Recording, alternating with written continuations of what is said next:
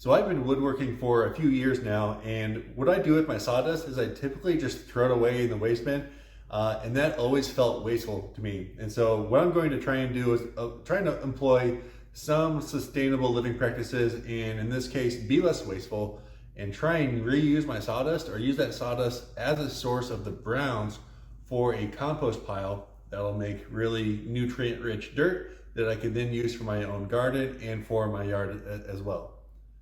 So there are a few things that are needed in order to build your own compost pile and compost bin. One is you need a source of browns and a source of greens. The source of browns, I've got more than enough. I've got sawdust I've been collecting for about 2 or 3 months. I've got another 5-gallon bucket of sawdust I've been collecting. I've got no shortage of sawdust, let me tell you. So that's my source of my browns. From the source of the greens, I've been collecting food scraps for 2 or 3 months at this point. I mean, I've got, I guess I'm not gonna show it on the camera, but I've got cantaloupe, spinach, pears, you know, all the fruits that my family, all the scraps from the fruits that my family typically just throws away. I've been collecting it. But that's my browns and that's my greens. Then I also need a compost bin. And it's actually kind of surprising how expensive some compost bins are. I mean, you basically need a box that you can just set off to the side and let the sun hit it and let it do its thing.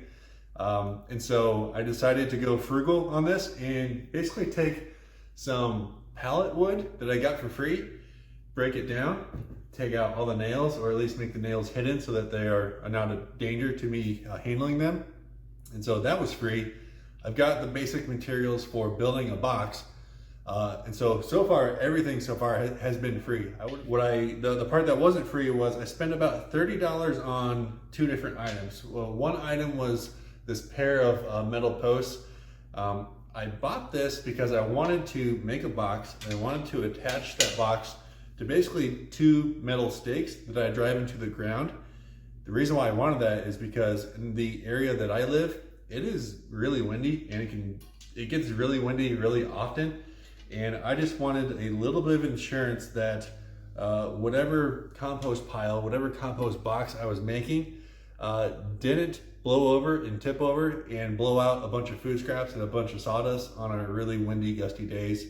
So I see this $10 purchase of these metal posts as just a little bit of insurance that I'm not going to make a big mess on some of our windy days.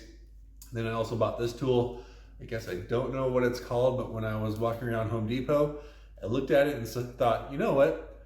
That's probably a good thing that I could use for a compost pile. So I could use it to kind of turn it up, toss up the pile, move the dirt around, spray some water in there, and just kind of rotate the pile. So I'm sure someone will tell me what this is actually called. I'm sure it actually tells me on the side here. But this was all for under $30. I will be able to source some browns, some greens, the actual bin, a little bit of wind insurance, and a tool, all for under $30. And I think it's an experiment worth trying. I haven't done something like this before. So they say it takes anywhere from 3 months to a lot more months. So we'll see how it goes. I think I'll check back in about four months, see how things are going. And if it went well, then I'll keep doing it. I'll keep collecting those food scraps. I'll keep not throwing away my sawdust. I'll just set it to the side and we'll keep adding to it, and we'll just recycle this material within my own home. So we'll see how it goes. Thanks for watching.